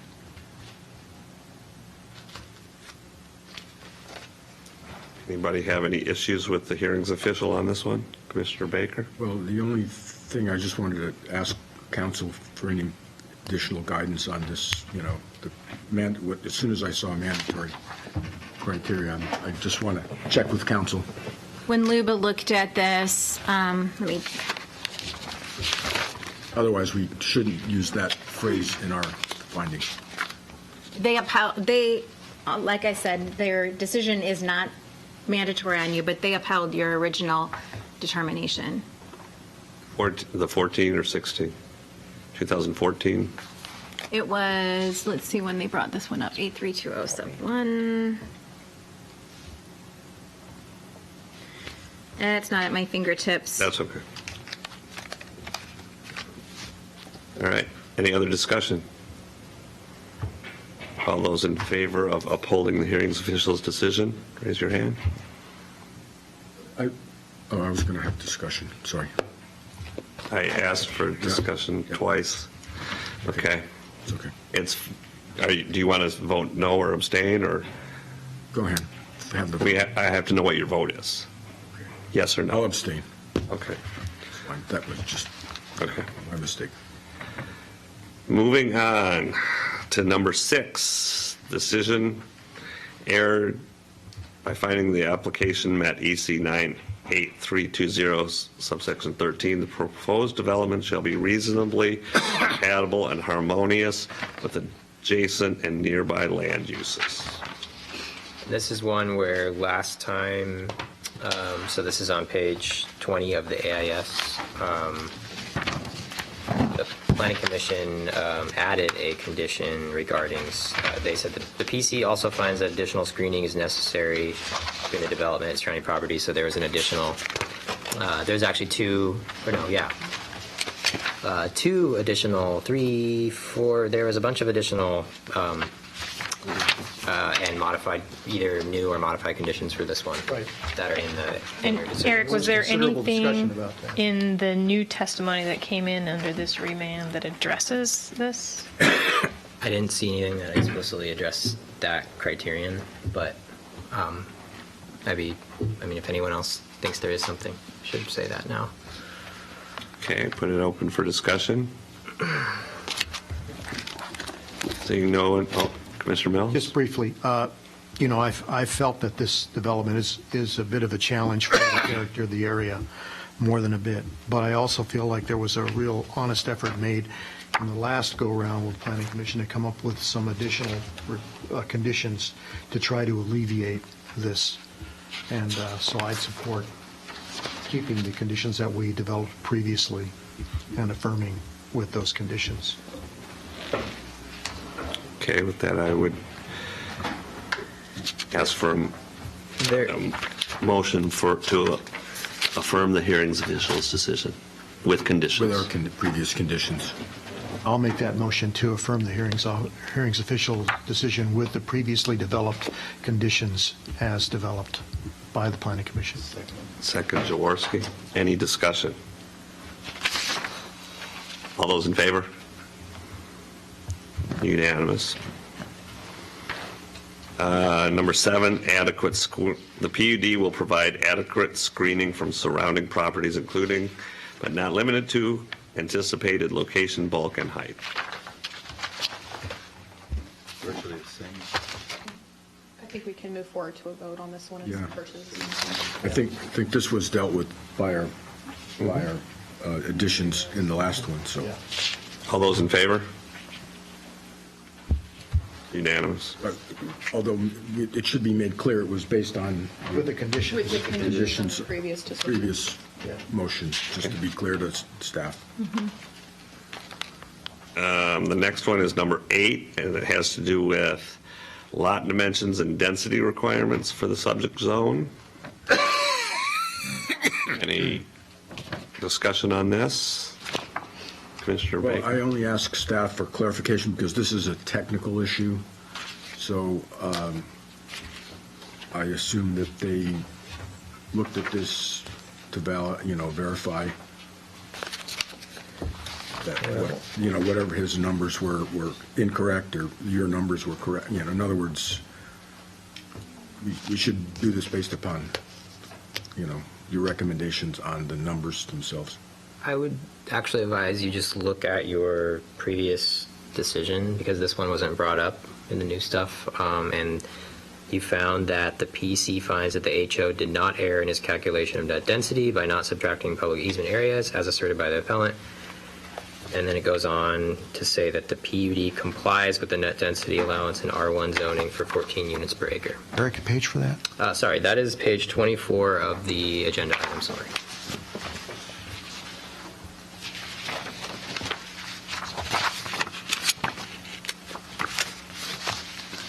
And then the Planning Commission also incorporated pages 33 through 35 of the hearing special findings as well.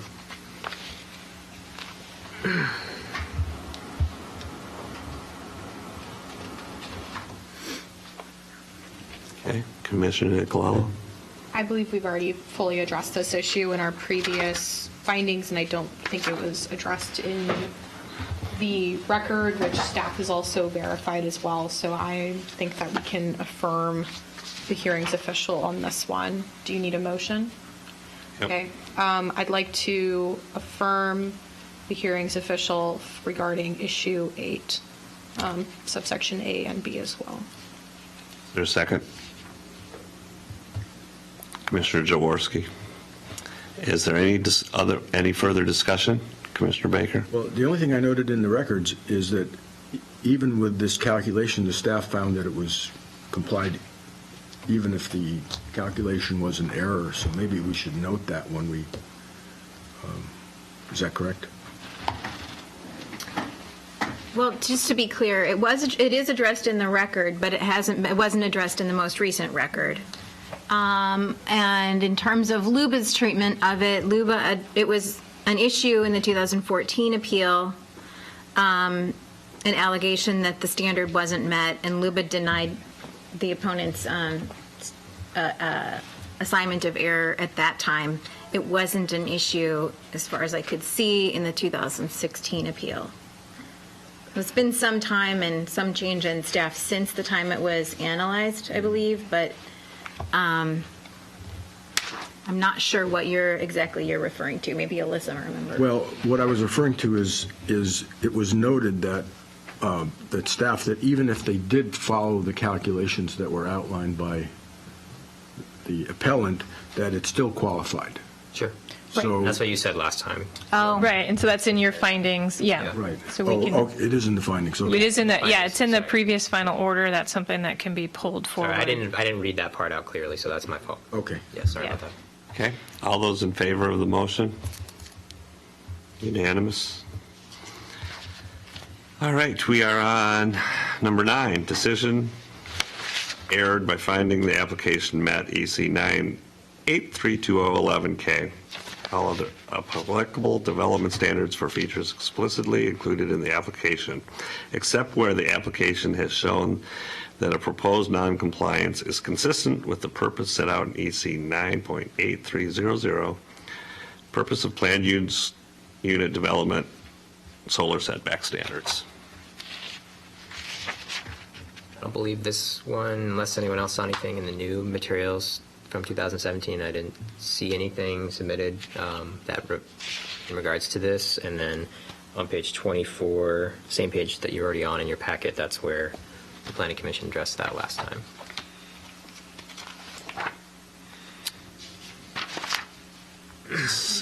To affirm the hearings official's decision in regard to appeal issue number 9. Commissioner Jaworski, would you care to second that motion? Okay, sure. Thank you. I agree with it, so. All right, any other discussion? All those in favor? Okay, number 10. The hearings official made a decision that was not supported by substantial, probative, and reliable evidence in the whole record, and the decision was improperly construed in the applicable law. And then there's 4 sub-assignments.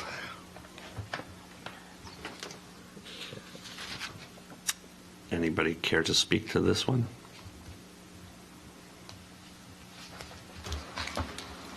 And seeing no discussion, I would entertain a motion to affirm the hearings official's decision. Anyone else want to go this time?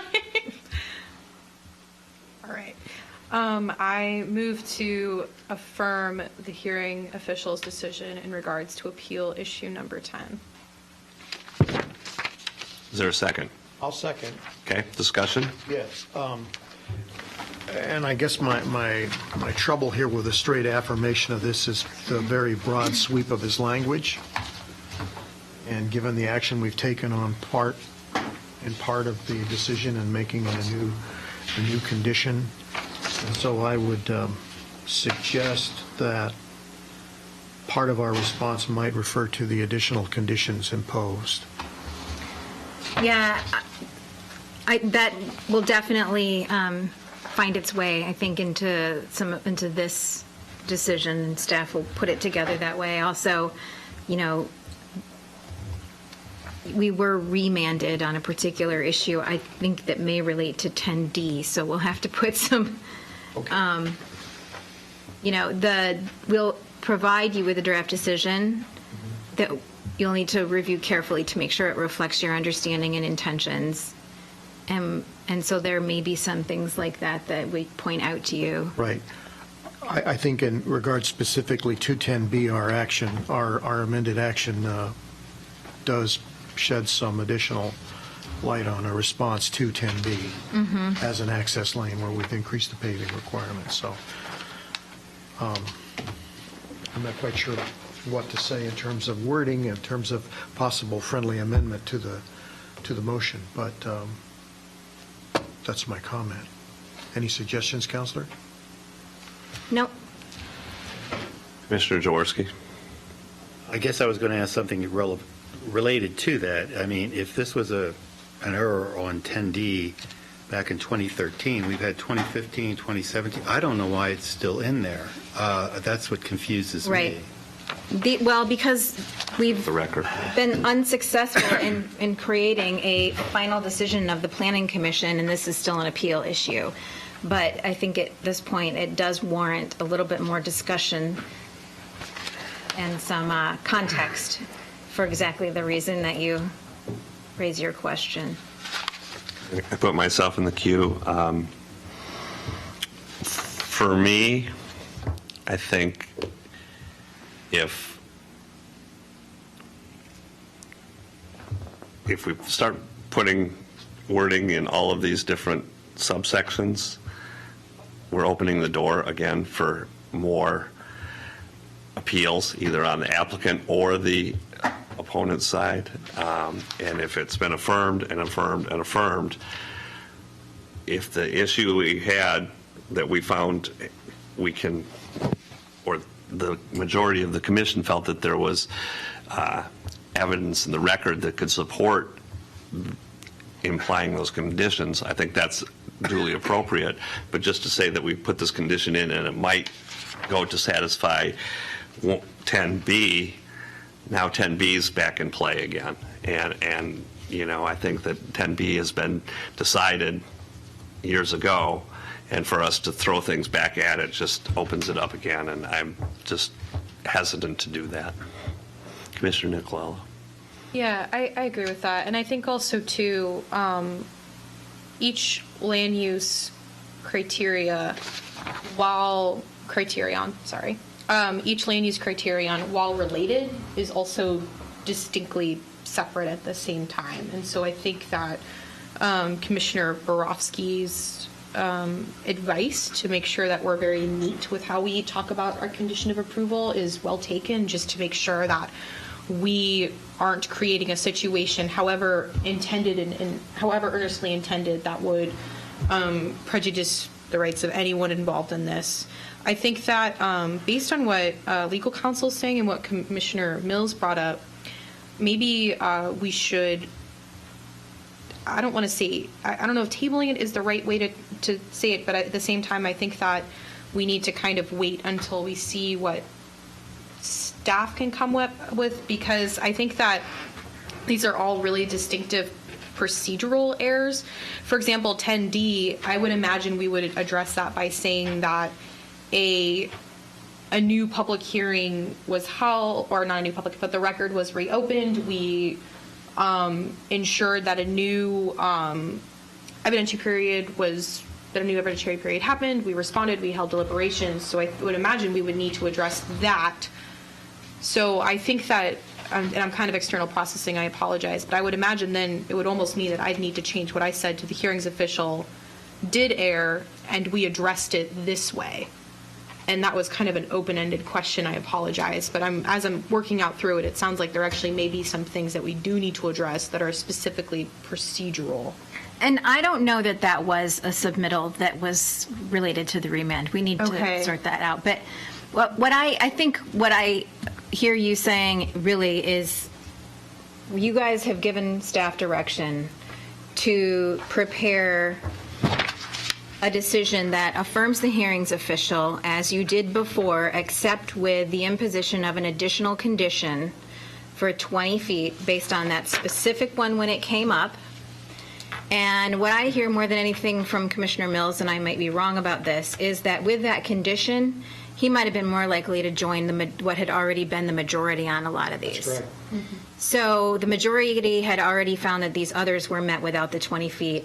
I think what I hear Commissioner Mills saying is almost kind of dicta, that with that condition imposed on the other one, he might have been willing to join you guys earlier, and the majority, that is. But it doesn't necessarily need to come into play under each one of those because the majority was already there. Is that fair? Yeah. Okay. I just want to make sure that if there are any kind of procedural issues, that we adequately address them, because I think that we have substantially prejudiced the rights of both parties in this appeal, and it's allowed for this to continue on for 4 years now. So just to make sure that we're very, very clear about what we're trying to bring forward. And of course, all of us, came with the best intentions, but that was the impact. Emily, I'm sorry, did I interrupt? That's all I got. Okay. Emily, on 10D, it is actually about material that was submitted during the hearings official proceedings only. Okay, that's when I give it another thought, yeah. So I think it actually is the same response that you provided before. Right, that doesn't change anything. Okay. Thanks for diving more into that. I'm glad that we're being very clear on that. Commissioner Baker. Well, again, I would almost suggest we really defer to staff on how to handle these based upon their reading through this material. If there's, and I mean, mainly because if there is some need to modify like 10B in light of the earlier one, that staff examines that and gives us some guidance. I think that for the most part, as the chair pronounced, that there will be little to no change at all on these ones that just didn't come into play in the 2017 record. And we can call out anything we do change so that you can really be clear on those. Okay. Other discussion? Commissioner Is there a George. motion on the floor? Because I've heard several different Yeah. things. I made a motion to affirm the HO's decision in regards to number 10. I kind of left it a little bit open for a bit just because I didn't know if we needed to address 10D or 10B, but it sounds like we don't, so I'm not going to change my motion, and it is, as it stands, that the HO did not err in regards to issue number 10. Second, in case it wasn't. Okay.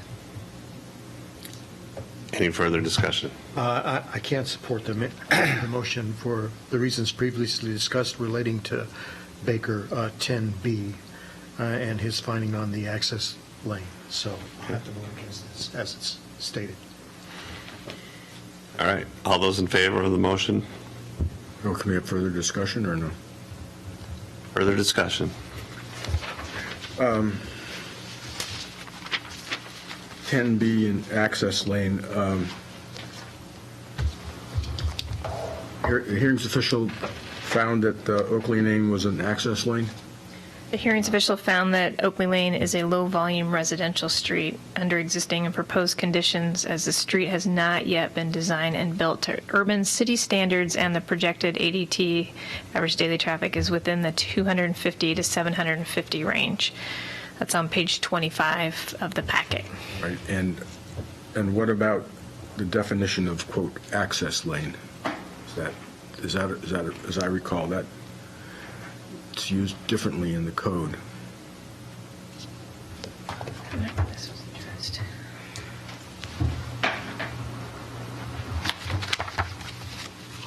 So that was the PC order I think you were looking at. Yeah, that was a PC. So look at the 18 to 29.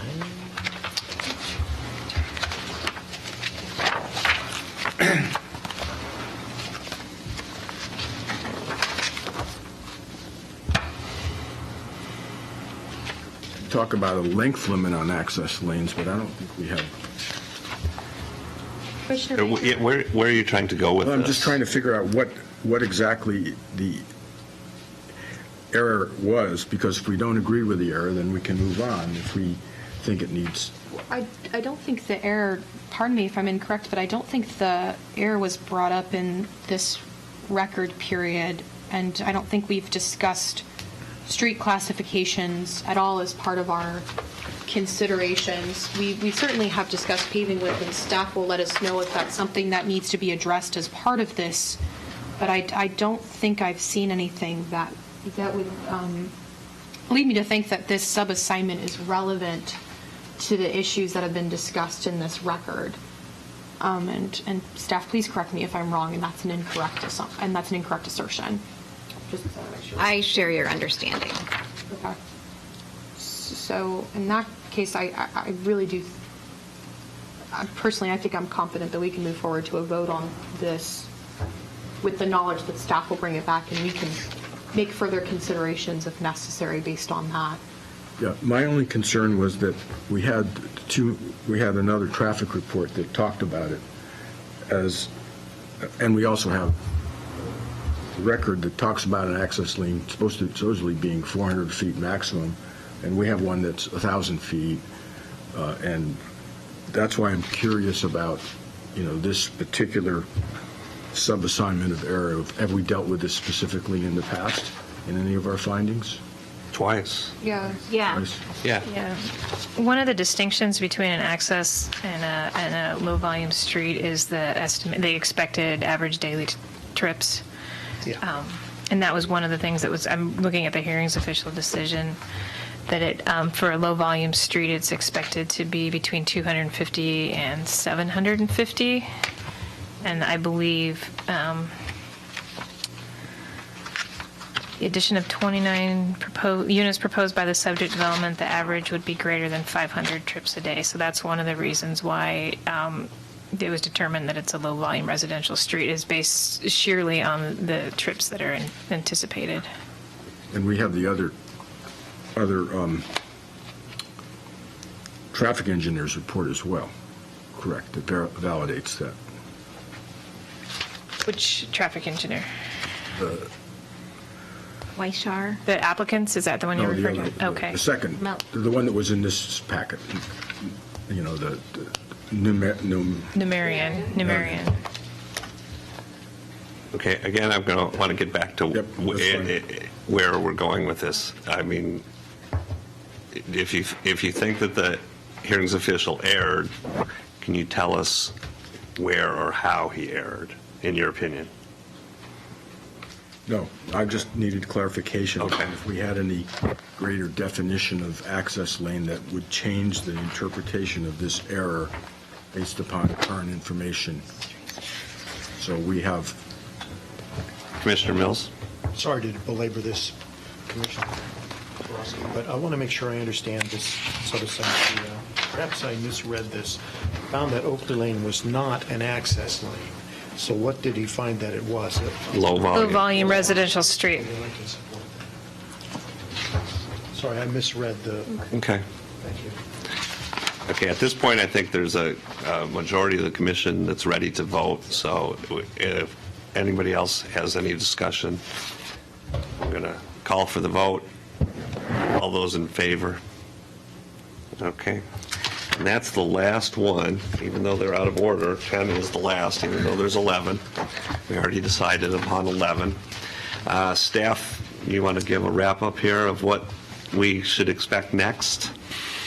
Well, we can start working on a final order to have to you by the end of the week, but I just want to make sure that you need to have discussion right now about the first two issues, whether or not that new condition changes anything about that. You may or may not want to bring that up. And that would be appeal issues 3 and 11. Right. 3 is the PUD will not be a significant, or the criteria is the PUD will not be a significant risk to public health and safety, including but not limited to soil erosion, slope failure, stormwater, and flood hazard, or an impediment to emergency response, which is the portion of this that most of your discussion centered around.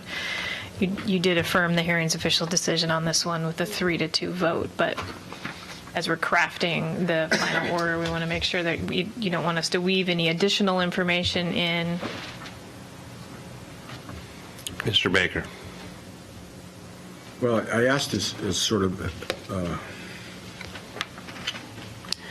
if we had handled these in order, right, we would have voted on 1 and then voted on 2. And then we would have voted on 3, and eventually we would have voted on 11. So, in other words, because we handled them in a specific order, we made certain findings. In other words, would we have to be,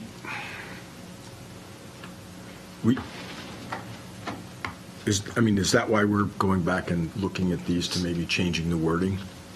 I mean, that's the implication. No. I mean, what I would ask of you legally, and I know some of you have repeated it back to me tonight, is that you look at each one of these as independent criteria. And I think that's what you've done. I think staff are just checking back because you've really had a rich discussion tonight, and are preparing to capture it. And I don't know if it's so much in light of the condition, but is there anything more that you want to say about 1 and 2, I guess? Well, if I could follow on that, I mean, would we normally say that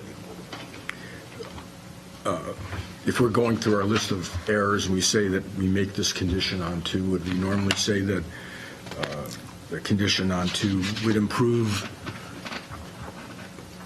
would mitigate the problem created or suggested in 3 and 11? I'm really careful about that when I'm reviewing any one of your decisions, because you can only impose a condition if it's necessary to meet a criterion. So if it's not necessary to meet the criterion, it might be worth a mention, but in my book, I'd rather not. So, it doesn't hurt if it's really clear, though not required to meet this criterion. We do note that this condition makes it, extremely clear the criterion's met. You can say those things, but from a legal perspective, it's cleanest to mention the condition only with the criteria that really require it for the applicant to get to yes. Is that answering your question? Yeah. Well, then I make a motion that we waive any further changes to 3 and 11 based upon what we've heard from legal counsel. A second. Discussion. I'm going to support the motion with the comment that, my vote might well have changed on these two if it was given now, as I was in opposition, but I'm supportive of the motion. Commissioner Nicolala. I don't know if I really see the point of the motion, but that's more a process consideration. I think that, once again, I just caution folks, and I know Commissioner Borowski's already brought this up, that we need to avoid the natural desire, I think, to bring up this condition of approval that we've levied upon the applicant in every single condition, even if it seems related, because land use criteria, I keep messing up the plural, the singular on that. My mom's a teacher and be so pissed. That each land use criteria is separate and distinct. And so I think that 3 and 11 don't really have a relationship to the paving width, whereas 2 really, whereas 2 and 4 really do.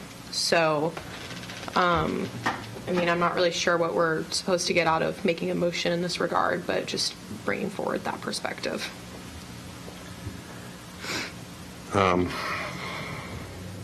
Yeah, I'll put myself in the queue, and I'll support Commissioner. I think there is a motion. Is there a second? Yeah. Commissioner Mills seconded it. Thank you. Yeah. And I agree. I think we don't need to put it into 3 and 11. And I think the only reason that we even got there was because of the word nearby. I think that if the word nearby hadn't been in there, it would have been a tougher lift to get 3 votes. Not seeing nearby in those other criteria, it makes me feel that that's fine. We can not use that as a part of the findings. Any other discussion? All those in favor? Unanimous.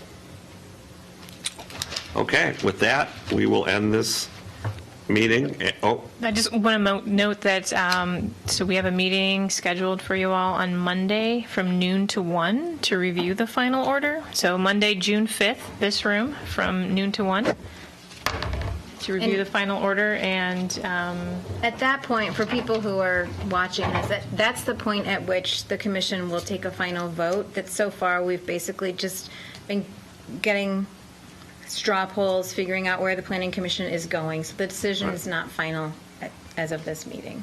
and just another point of process. It will be very difficult to make any changes at that meeting. Not that it can't be done, but it would mean possibly sitting in the room and waiting for the legal staff to come back with the writing, because this has to be done by the 8th of June. right, so yeah, two important things. The 8th is the drop dead deadline for the planning commission to have a decision. And two, if you do have concerns or comments about the draft final order that you're going to be getting Friday, please come with specific changes, like very specific changes, that will make it more efficient. Commissioner Baker.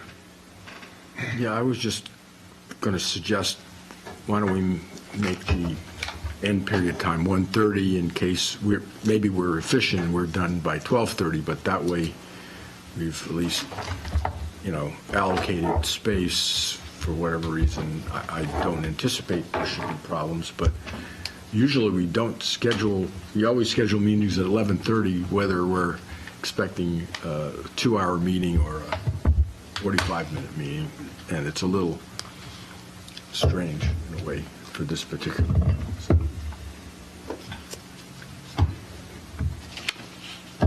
Okay, anybody else? Meeting's adjourned.